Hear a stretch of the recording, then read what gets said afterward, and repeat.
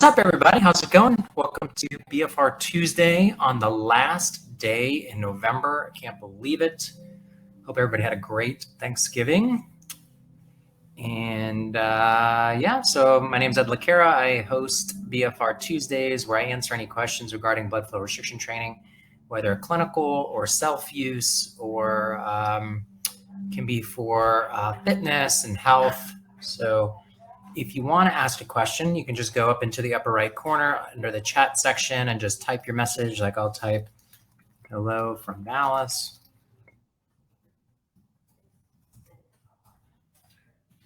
And you can just type your question in there and I will answer it. Hey, Paul, how's it going?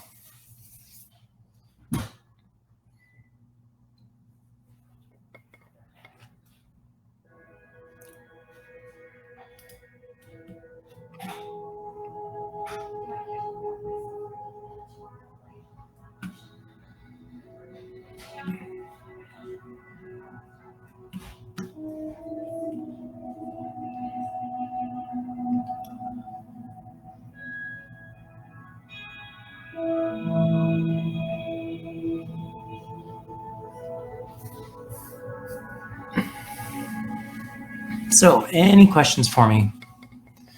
Give everybody another minute or so. And if I don't get any questions, I'll chat about some stuff that's come up in the clinic.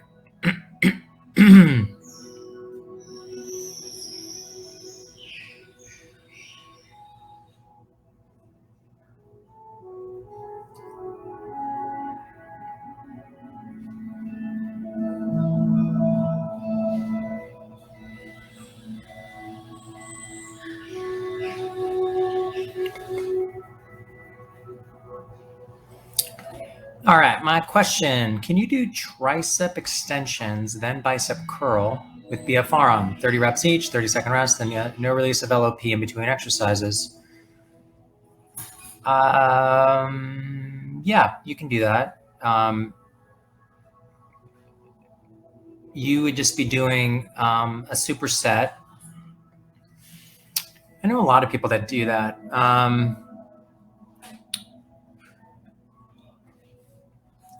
I mean, that'll take you to about 12 minutes under occlusion. Not that it's not safe at all. We'll go 20, 30 minutes with aerobic capacity training under occlusion. So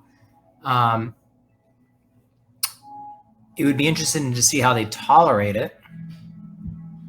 You might have to use a lighter pressure, but heavier weight like we do when we're doing strength training.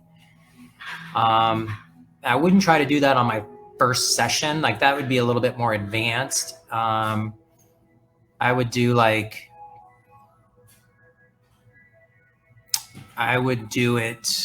like within a few weeks of doing it. So the person's already used to it. Yeah, you did it one day with 50% LP. Yeah, so you could do that. Did you get really sore from it, Paul? Not much. Okay, so you could use even a little heavier weight then if you didn't get too sore from it. Yeah, but there's no problem with it. There's no real risk. It's just more about tolerance and being able to get through the reps and set scheme.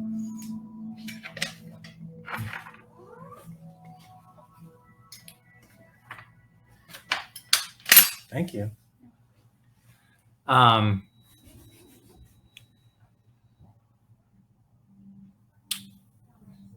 Keith, I guess, does that answer everything, Paul? I think it's totally fine. It's more of an advanced movement, so clearly you're a more advanced type weightlifter, so there's no problem with it at all. Keith, is it okay for me to work upper body on high settings and legs on medium settings when on a treadmill until I can work up to high? Yeah, of course. Like it's, especially in the legs, if you asked me 3 years ago if I thought you needed to be at 80% LOP in the legs to get the biggest benefit, I would have probably said yes. Now after 6 years into this, I think that you want a pressure that allows you to get through your reps and sets. And if the pressure is too high, especially in the legs, you're not going to be able to you're not going to be able to complete it. So it's a gentle balance, especially when we start getting into more like sprinting work, more high intensity work with aerobic capacity training. Sometimes they just can't tolerate those loads. So some people would point to about 130 millimeters of mercury being the lowest pressure to use in the lower extremity. I would say balance your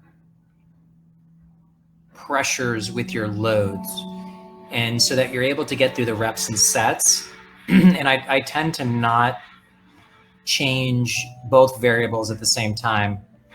For example, if I'm trying to get somebody back to, let's say, running 5 miles, I'm not going to increase their speed and their time or distance in the same session while I'm getting them back to normal. And I'd only increase about 5 to 10% per week during a normal training cycle. So you just got to be careful of overcooking somebody and then either getting too sore or too much exercise-induced muscle damage, or something along those lines. So use a lighter pressure. It's no problem.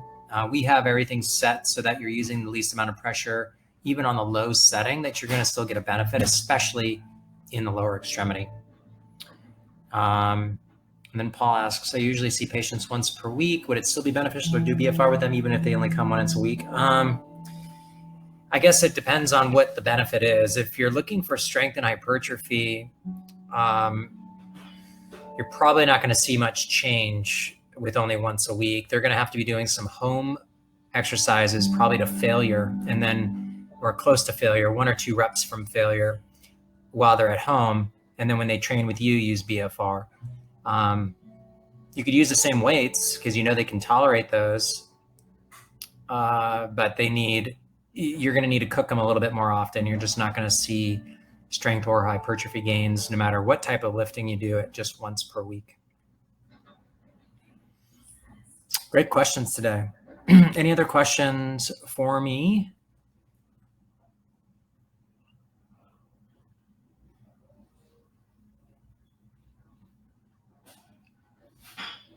Paul, so not beneficial if only once a week. 2 to 3 times per week has been shown to be as effective as 5. I don't think you're going to see much change at once. Yeah, it's a little too light. They're going to have to do something at home on an off day from you. Take light loads and take them to failure, and just do, depending on what you're trying to do, or if it's size or strength or what, give them some more homework to do at home, or pull them in 1 more day a week. Any other questions for me? All right, awesome. Well, thank you guys so much for joining me today. I will be back next week. I think the only time I think I'm going to probably take off, no, I don't even think so. I think Christmas falls on a Saturday. So once you work up, or Keith just asked, once you work up to high setting on upper and lower, stay on high? Yeah, stay on high. I mean, you're going to be used to it. There's no reason to drop back down unless the weights are increased and you can't finish your reps and sets. Then you're going to drop down the weight again. Or if you've heard me talk about the difference between training for strength versus hypertrophy, for hypertrophy, I would use higher pressures and lower weights. And for strength, I would use higher weights and lower pressures to get through the reps and set schemes. But once you're at high, there's really no reason to drop back down again, unless you're really trying to increase the load. But retesting your 1 rep max every 4 to 6 weeks is really important when you're using these light loads. Otherwise, 20% is going to be there's a big difference. If you're increasing your strength rapidly and you're not changing up your percentage of 1 rep max that you're using. Ultimately, it comes down to this.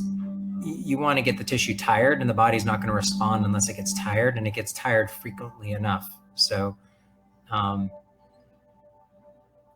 if it takes you 30 reps or it takes you 60 reps, just get the tissue tired and then adjust the weight so it doesn't take you so long, because otherwise you could be there all day. All right, y'all. Thank you so much for joining. I'm going to sign off. I will see you next week. Hope everybody had a great Thanksgiving, and bye for now.